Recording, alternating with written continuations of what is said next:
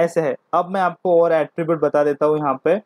जैसे कि अपन ने अभी यहाँ पे ऊपर में नेम एट्रीब्यूट यूज़ किया, इसका नेम यूज़ किया इनपुट। अब इनपुट टैग है, इसके अंदर एक और एट्रीब्यूट आता है रिक्वायर्ड करके, रीड ओनली, रिक्वायर्ड, ऐसे बहुत सारे हैं। तो पहले रीड ओनली देख लेते हैं, जिससे क्या होगा कि आप नेम को सिर्फ क्या करोगे, रीड कर पाओगे, उसको एडिट नहीं कर। देखो मैं यहाँ पे टाइप कर रहा हूँ लेकिन लिख नहीं पा रहा हूँ, मैं कीबोर्ड की बटन प्रेस कर रहा हूँ लेकिन लिख नहीं पा रहा हूँ, क्योंकि वो रीड ओनली हो गया है। उसके साथ साथ यहाँ पर अगर मैं इसमें रिक्वायर्ड लगा दूँ, जैसे कि मुझे ये रीड ओनली सिर्फ इस पे चाहिए, किस पे, मैं यहाँ पर डेट पे लगा देता, रिक्वायर्ड रीड ओनली मैंने डेट पे लगा दिया। अब क्या होगा कि मैं यहाँ से सिलेक्ट करने जा रहा हूँ डेट, लेकिन सिलेक्ट नहीं कर पा रहा हूँ, पहले तो पॉपअप आता था अब आ नहीं रहा। और उसके साथ साथ यहाँ पर नेम में मैं आपको और एक एट्रीब्यूट बताता हूँ जिसका नाम है रिक्वायर्ड। ये रिक्वायर्ड एट्रीब्यूट भी बहुत काम का है। अगर आप फॉर्म सबमिट कर रहे हो और अगर आपने इसको भूल गए भरना, तो एम्प्टी वैल्यूज के साथ में सबमिट होगा फॉर्म नहीं। अगर उसमें रिक्वायर्ड एट्रीब्यूट है तो वो सबमिट नहीं होगा, वो आपको एक पॉपअप देगा, जैसे कि ईमेल के वक्त आया था कि भाई इसको भरो, ये ज़रूरी है। अगर मैं यहाँ पे डालता हूँ तो देखो ऐसा आता है, ये प्लीज़ फिल आउट दिस, क्योंकि वो ज़रूरी है, रिक्वायर्ड है। बाकी के इसमें नहीं बोलेगा वो, तुमको भर डालो, लेकिन जिसमें रिक्वायर्ड लिखा है वो ज़रूरी है। इतने अभी दो एट्रीब्यूट अपन देख लिया, और अगर एट्रीब्यूट देखना है अभी याद नहीं आ रहे तो अपन वेबसाइट पे जा सकते हैं और इनपुट के एट्रीब्यूट्स यहाँ पे अपने को देखने को मिलेंगे। उसके साथ साथ अभी यहाँ पे मैं फॉर्म के कुछ एट्रीब्यूट आपको बता देता हूँ। तो फॉर्म में सबसे पहला एट्रीब्यूट आता है एक्शन नाम का।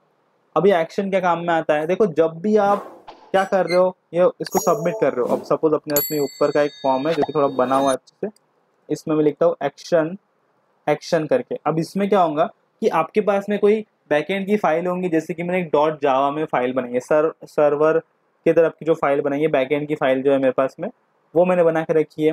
तो वो फाइल का नाम आप दे सकते हैं। ये अपना रजिस्ट्रेशन फॉर्म है, रजिस्ट्रेशन डॉट PHP। तो ये क्या होगा, उस पे चले जाएगा, रजिस्ट्रेशन डॉट PHP पे, यानी कि आप यहाँ पे पाथ दे सकते हो उस फाइल का। अभी बैकएंड तो अपने इसमें है नहीं, अभी अपन फ्रंट एंड पे खेल रहे हैं। तो अगर मैं इसको सबमिट करूंगा तो देखो ये रजिस्ट्रेशन डॉट PHP पे चले गया सबमिट होने के बाद में, और ये बोल रहा है कि can not gate registration PHP, क्योंकि ऐसी फाइल अपने पास में है ही नहीं, इसके लिए वो ऐसा बोल रहा है। अपन ने क्योंकि ऐसा बैकएंड पर भी काम ही नहीं किया। लेकिन एक्शन किसके लिए यूज होता है, उसी के लिए यूज होता है कि अगर आप इसको सबमिट मार रहे हैं तो आपका ये पूरा का पूरा डेटा उस पेज में चले जाएगा, उस पाथ वो फाइल में चले जाएगा जो भी फाइल आपने बता के रखी है। अगर मेरे पास यहाँ पे और HTML की फाइल है, देखो मेरे पास में यहाँ पे about.html है ना, मैं उसमें यहाँ पर बना लेता हूँ, tut1.html है, मैं वो यहाँ पे लिख देता हूँ, आप यहाँ पे दे सकते, tut1.html में दे दिया। अब अपन क्या करते, जाते वापस और यहाँ पे इसको रिफ्रेश कर रहे हैं भाई एक बार, और देखो ये tut1.html पे चले गया, जो अपन ने पहले बनाई थी वो उस पर चले गया। आपको याद होगा पहला लेक्चर, तो उस पर चले गया। और इसके पहले भी अपन ने ये बनाई है ना फाइल्स, इस पर भी जा सकता है वो। तो एक्शन करने के लिए काम में आता है। उसके साथ साथ यहाँ पे आपके पास में एक और एट्रीब्यूट है फॉर्म में, वो है मेथड नाम का। वो किसके काम में आता है, तो देखो जब आप डेटा भेजते हो तब दो प्रकार की मेथड अपने पास में होती है, मैं वो आपको दिखा देता हूँ। यहाँ पर अभी जाते ऊपर इसमें और देख लेते हैं कि यहाँ पर आपका ये क्लाइंट है, ठीक है, क्लाइंट का एक लैपटॉप यहाँ पे है, ठीक है, ये क्लाइंट का लैपटॉप है, और यहाँ पर अपना बैकएंड है इधर, ठीक है, ये अपना सर्वर बोलेंगे अपने इसको। तो यहाँ से गेट रिक्वेस्ट जाएंगी, एक रिक्वेस्ट है गेट नाम की। जब हम यहाँ पे फॉर्म भरेंगे, अपने इसमें एक फॉर्म है यहाँ पे, ये फॉर्म मैंने भर दिया और डेटा यहाँ पे मैंने भेज दिया सर्वर पे, तो वो गेट रिक्वेस्ट से जाता है। HTTP आपने सुना होगा, HTTP हमारा HTTP क्या है, हाइपर टेक्स्ट ट्रांसफर प्रोटोकॉल, एक प्रोटोकॉल है, यानी कि इस रूल में रह के हमको वेब डेवलपमेंट करना है, इस रूल में रह के सभी साइट्स काम करेंगी। तो उसके ही ये मेथड गेट क्या बोलता है कि आपने जब डेटा भरा है, ये डेटा मेरे थ्रू जा रहा है, यानी कि गेट रिक्वेस्ट के थ्रू भेज रहे हैं अपन, क्योंकि वो लिखना जरूरी है, मेथड कौन सी है, गेट रिक्वेस्ट के लिए। और अगर इसके साथ साथ गेट नहीं तो आप क्या कर सकते हो, और एक रिक्वेस्ट आती है अपने से पोस्ट, दो होते हैं अपने से फॉर्म को जब अपन सबमिट करते हैं, दो रिक्वेस्ट होती है, गेट और पोस्ट के थ्रू भी अपन डेटा भेज सकते हैं। तो इसके बीच में क्या डिफरेंस है वो देख लेते हैं। देखो गेट के थ्रू जब आप डेटा भेजते हो तो आपका डेटा मैं यहाँ पे आपको दिखा देता हूँ। इसका डिफरेंस मैं आपको सामने दिखाऊंगा, आमने सामने दिखाऊंगा। सपोज अपने पास में यहाँ पे इतनी सारी चीज़ें हैं अभी, और मैं यहाँ पे लिखूंगा मेथड गेट। और अभी अपन क्या करेंगे, इसमें कुछ तो भी फिलअप करेंगे, नाम दे देंगे और ईमेल दे देंगे और पासवर्ड दे देंगे कुछ तो भी, और सबमिट मारेंगे। ठीक है, अभी ये ट्यूट 1 पे जा रहा है। मैं अभी यहाँ से इसको हटा दूंगा, एक्शन को हटाऊंगा और फिर वापस जाएंगे। अभी भी वो वहीं पे जा रहा है क्योंकि अपने रिफ्रेश नहीं किया है। भाई रिफ्रेश करो, ठीक है, रिफ्रेश करना बहुत ज़रूरी है। देखो कितना कुछ है अभी तक इसमें। अभी हो गया है, कम्प्लीटली रिफ्रेश हो गया है। इसमें डेटा लिख रहे हैं और यहाँ पे भी कुछ देना पड़ेगा, एडिट समथिंग, और ये आ गया, सबमिट मार रहे हैं। तो अभी क्या हुआ, अपना डेटा चले गया। लेकिन ये जो डेटा जाता है, जब गेट रिक्वेस्ट आप मारते हो तब क्या होता है, डेटा आपका आपके इसमें भी दिखता है। अगर डेटा सेंसिटिव है तो वो आपकी यूआरएल में भी दिखने लग जाता है कभी कभी यहाँ पे। तो उसमें की वैल्यू पेयर में हो जाता है, तो यहाँ पर वो दिखता है। तो इसके लिए अपन गेट रिक्वेस्ट को अवॉइड करते हैं। तो देखो आप देख सकते हैं कि यहाँ पे गेट जो है उसमें डेटा आपका यूआरएल में दिखता है नेम वैल्यू पेयर में। और never use get to send sensitive data, ये ऐसा है यहाँ पर। और ये बोल रहे हैं कि never use get to send sensitive data, ऐसा यहाँ पे बोल रहे हैं।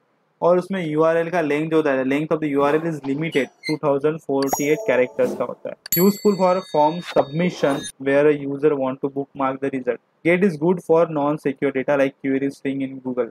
अगर आप आपका डेटा भेज रहे हो, पर्सनल डेटा, वो आप भेजोगे और वो दिखेगा लोगों को, क्या फायदा क्या है फिर। तो इस वक्त अपन क्या करते, जब भी फॉर्म बनाते तो गेट रिक्वेस्ट कभी नहीं मांगते अपन, कभी नहीं मारते अपन गेट रिक्वेस्ट। अपन जो मारते हैं वो होती है हमारी पोस्ट रिक्वेस्ट। अभी मारते मारते नहीं बोलना चाहिए वैसे, बट ठीक है। गेट रिक्वेस्ट जो है वो नहीं यूज करते अपन यहाँ पे, अपन करेंगे पोस्ट रिक्वेस्ट, ताकि अपना डेटा सेंसिटिव हो या कैसा भी हो, सारा सिंपल हो, लेकिन वो किसी को दिखना नहीं चाहिए। Data is most important.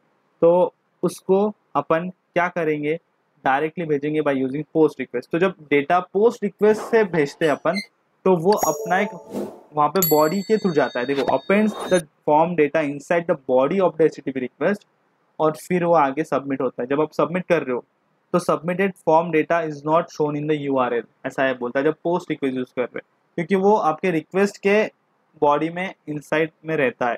और पोस्ट की कोई साइज लिमिटेशन भी नहीं है, and can be use to send large amount of data, कितना भी बड़ा डेटा सेंड कर सकते हैं। इसके लिए फॉर्म सबमिशन के लिए पोस्ट रिक्वेस्ट यूज करते हैं और यूजफुल है। Book mark form submission with post can not be book mark, तो इसके लिए अपन इसको यूज करेंगे। तो यहाँ पर फॉर्म का अपन ने एट्रीब्यूट देखा, मेथड गेट एक्शन नाम का है।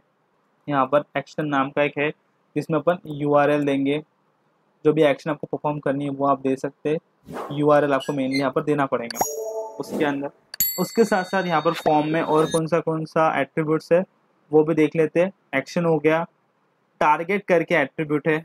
अभी एक देखो, मैं यहाँ पर लिखता हूँ टारगेट, और टारगेट में 4 value, blank, parent, self, top. Blank क्या करता है, जब आप फॉर्म को सबमिट करोगे तो इसका न्यू एक टैब ओपन होगा और वहाँ पर जाके आपका डेटा सबमिट होगा। तो ब्लैंक लिख देते, और यहाँ पर इसको हटा देता हूँ मैं, एक्शन में भी कुछ रखते नहीं है। और एक तो मैं ईमेल को हटा देता हूँ कि बार बार ईमेल यहाँ पे पुट करना पड़ रहा मेरे को, इसके लिए मैं इसको हटा देता हूँ। बस कुछ नहीं रखते, थोड़ी सी चीज़ें रखते हैं इसमें अपन। तो देखो, लास्ट नेम आ चुका है, फर्स्ट नेम आ चुका है, और पासवर्ड डाल दिया है, और सबमिट करता हूँ। तो देखो एक नया पेज पे ओपन हुआ है कुछ तो भी। तो ये हुआ है टारगेट ब्लैंक, हमारा जो फॉर्म हुआ है वो सबमिट हुआ है नए पेज पे, और टारगेट ब्लैंक इसकी वजह से हो रहा है ये। अगर मैं यहाँ पर सेल्फ लिखूंगा तो उसी पेज पे हो जाएगा। देखो, इसको बंद करते अपन, अभी इसको रिफ्रेश करते, डेटा डालते और सबमिट करते। सबमिट होकर सेम फॉर्म पे आ जाएगा, सेम ही पेज पे आ जाएगा। तो वो इसका है। और इसका भी कोई पेरेंट होगा तो उस पर अगर जाना है तो अपने को पेरेंट नाम का यूज़ करना पड़ेगा। लेकिन इसका कोई पेरेंट अभी अपने को हाल फिलहाल में है नहीं कोई, तो यहाँ पर इसको सबमिट करेंगे, पेरेंट कोई है नहीं करके सेम पेज पे आएगा। और यहाँ पर अपने देख लिया पेरेंट, सेल्फ और ब्लैंक, और एक था आखिरी में वो देख लेते अपन, टारगेट सेल्फ टॉप।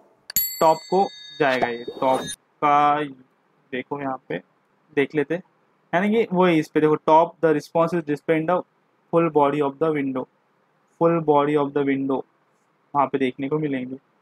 तो वैसा है। तो अपन 2 मेन यूज़ करते हैं, एक है अपना सेल्फ और एक ब्लैंक।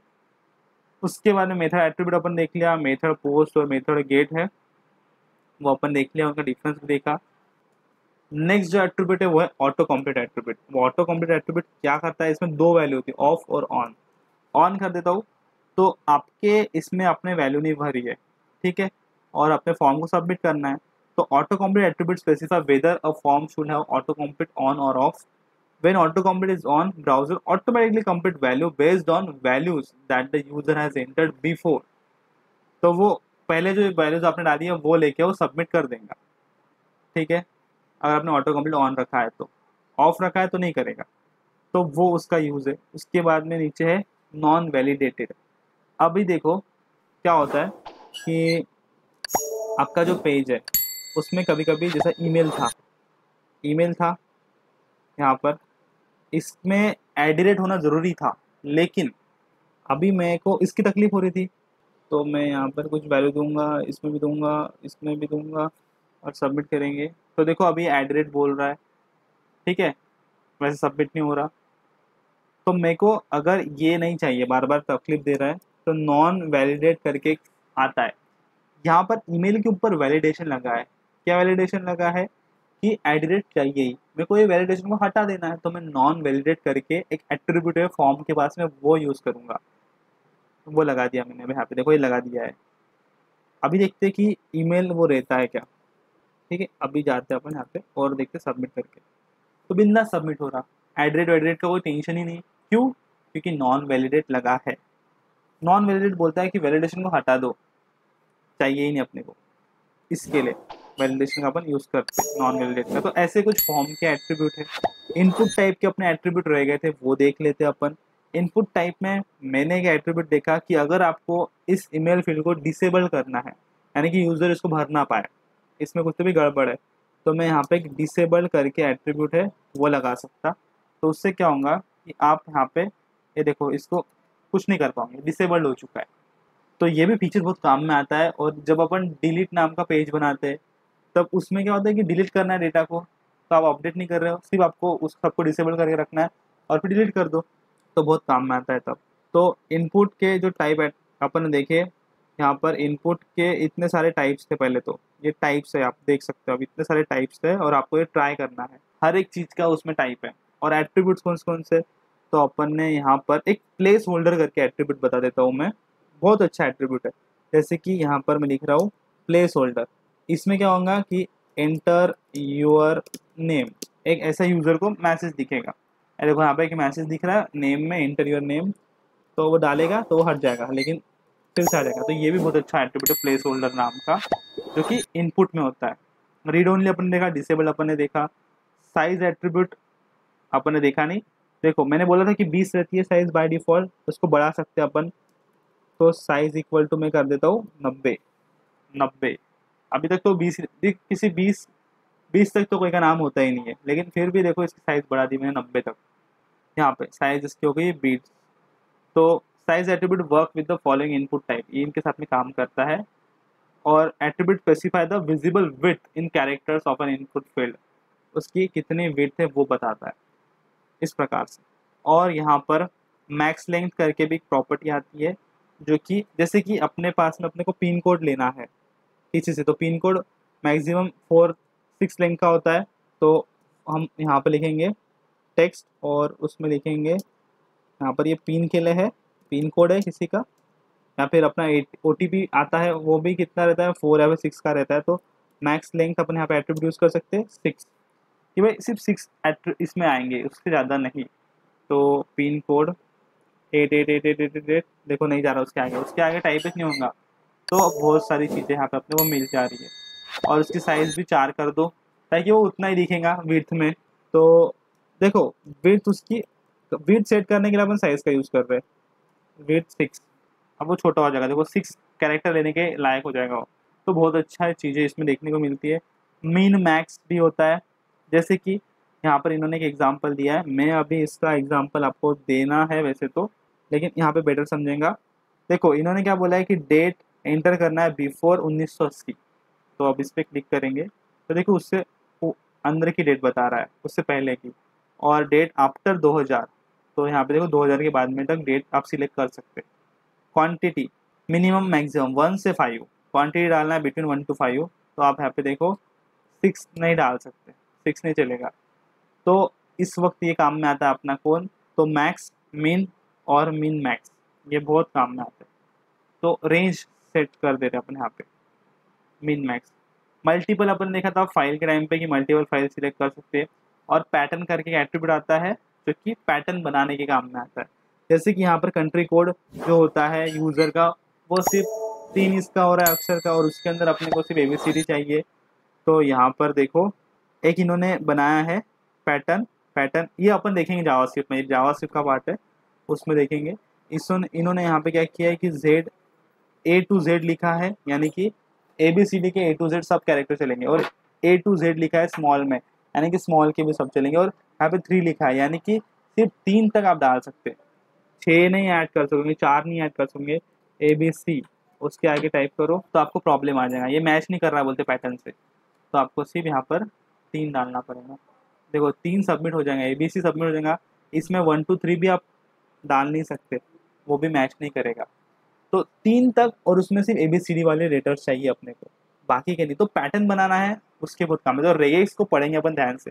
प्लेस होल्डर मैंने बताया, रिक्वायर्ड आपको बता दिया मैंने, स्टेप करके भी है एक, जो कि स्टेप्स लेने के लिए देखो 3 के मल्टीपल होना अपने को, 3 6 -3 -6 -9, तो उसके काम में आता है ये। ऑटो फोकस एट्रीब्यूट यहाँ पर specify that input field should automatically gate focus when the page loads. देखो जब पेज आएंगे अपने सामने तब अपने को किस इनपुट के ऊपर फोकस करना है, तो उसके लिए ऑटो फोकस आता है। जैसे अपना पेज लोड होगा, मेरे को इसके ऊपर फोकस करना है, इस पे पिन कोड पे, तो ऑटो फोकस में इसमें डाल दूंगा। तो जैसे अपना पेज आ जाएगा, अभी देखो मैं जाता हूँ अपने पेज पे, तो देखो अपने को इस पे फोकस कर रहा है ये ऑलरेडी, ये ऐसा पॉपअप उसके ऊपर कर रहा है। नेक्स्ट यहाँ पर हाइट और विड्थ एट्रीब्यूट्स भी आते हैं अपने इनपुट में, जो कि अपन सेट कर सकते हैं। जैसे कि इमेज आपने यूज़ किया है, इमेज आ गया अपने पास में, यहाँ पर एक मैं ले लेता हूँ इनपुट, जो कि इमेज के लिए है, इनपुट इमेज कर देते हैं। और उसमें आपको सोर्स देना पड़ेगा, जैसे कि अपने इसमें तो इमेज है बहुत सारी पड़ी हुई यहाँ पर। इमेज 1 में यूज़ करके देखता हूँ, इमेज PNG ये यूज़ कर ली। और इसकी अपन क्या कर सकते हैं, हाइट कर सकते हैं 34 पिक्सल, और उसकी विड्थ भी सेट कर सकते हैं 34 पिक्सल। ठीक है, अपन ने यहाँ पर ऐसा कुछ तो भी यूज़ किया है। और क्या क्या है इसमें, अल्टर सबमिट लिखा है। ठीक है, अभी अपन पेज पे जाते हैं, देखो यहाँ पे इमेज आ गई है, इस पर क्लिक करेंगे तो भी अपना फॉर्म सबमिट होगा। तो इमेज का काम है सबमिट करने का, वो क्या कर रहा है, सबमिट कर रहा है अपने इसको। तो सबमिट करने के लिए अगर आपने बटन नहीं रखी तो इमेज भी कर सकता, ये हो गया। उसके साथ साथ यहाँ पर अपन ने एक लिस्ट करके एट्रीब्यूट आता है, जो कि लिस्ट बनाने के काम में आता है। Input list equal to browser, अब ब्राउज़र्स की लिस्ट बनानी है अपने को, तो यहाँ पर अपन इनका यूज़ कर सकते हैं, वैल्यू एज फायरफॉक्स। तो अब देखो ये आपको यहाँ पे डालना होगा। ऑटो कंप्लीट यहाँ पे अपन ने ऑन कर दिया, तो बाय डिफ़ॉल्ट वो वैल्यूज़ लेगा, वो भी अपन ने देख लिया। तो इस प्रकार से होते हैं यहाँ पर इसके एट्रीब्यूट्स। नेक्स्ट यहाँ पे आपको फील्ड सेट एंड लीजेंड के बारे में बता दो, जिससे आपका फॉर्म चमकने लगेगा एकदम। अभी अपने इसमें जो भी डेटा है मैं सबको क्या करूँगा, यहाँ पर लेके जाऊँगा और कमेंट कर दूँगा। यहाँ से उठाऊँगा, मैं सब कमेंट करने वाला हूँ, और यहाँ पर अपन इसको कमेंट करके रख दिए। अब मैं आपको बताने वाला हूँ यहाँ पर फील्ड सेट के बारे में और लीजेंड एलिमेंट के बारे में। Field set element is used to group related data in the form. Legend element define a caption for the field set element. देखो अपने पास में एक फॉर्म है, उस फॉर्म में ज़्यादा कुछ नहीं रखेंगे अपन। फॉर्म बनाया मैंने, और इस फॉर्म के अंदर मुझे सिर्फ यूज़र नेम और पासवर्ड चाहिए, तो मैं यहाँ पर लिखूँगा यूज़र नेम, और उसमें लिखूँगा इनपुट टाइप टेक्स्ट, और उसके बाद में यहाँ पर मैं लिखूँगा पासवर्ड। ठीक है, इनपुट टाइप पासवर्ड, और यहाँ पे BR लगा दूँगा। और यहाँ पर अपने इसमें सबमिट करके एक बटन है, इनपुट टाइप सबमिट, बटन आ गई एक।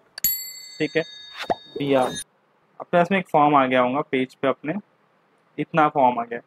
अब इसको एक बॉर्डर देनी है अपने को, मतलब इसको एक अच्छे से दिखाना है अपने को, तो उसके लिए अपन क्या करेंगे, यहाँ पर फील्ड सेट का यूज़ करेंगे। तो मैं अब इस सब को क्या करता हूँ, जो अपने लिखा है ये सब कुछ एक फील्ड सेट नाम के इसमें डाल देता हूँ। ये फॉर्म को नहीं, इसको, ये इतना जो मैं लिखा हूँ फील्ड सेट करके होता है, इसके अंदर डाल देता हूँ। अभी अपन देखते हैं, तो देखो कुछ तो भी ऐसा आ चुका है, बॉर्डर के अंदर आ चुका है।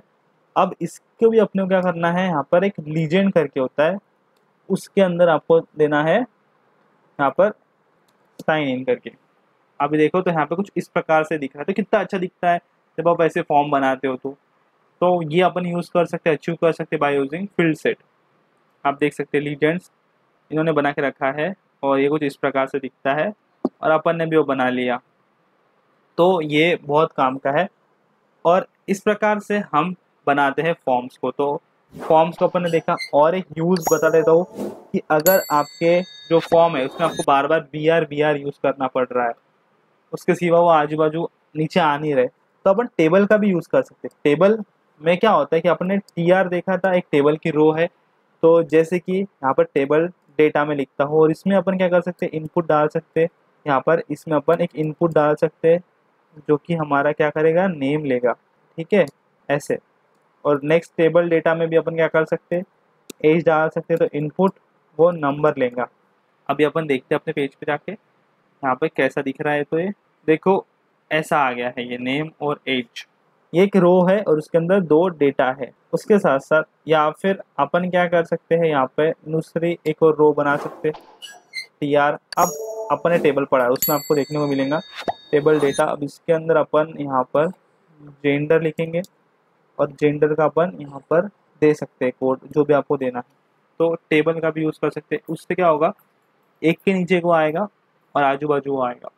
तो आई होप आपको ये फॉर्म का ट्यूटोरियल समझ में आएगा, जो कि बहुत इंपॉर्टेंट है। और अब इसके कारण अपन चालू करने वाले CSS को सीखना। यहाँ तक था अपना HTML। मिलेंगे CSS के ट्यूटोरियल में। अभी तक आपने देखे नहीं वीडियोस, उनको देख लेना, उनसे आपको आइडिया मिलेगा। और वीडियोस को लाइक करना, शेयर करना आपके दोस्तों के साथ में। अभी तक सब्सक्राइब नहीं हो सब्सक्राइब कर देना और इंस्टाग्राम पे फॉलो कर देना जॉब्स थॉट को। मिलते हैं नेक्स्ट वीडियो में नए वीडियो के साथ।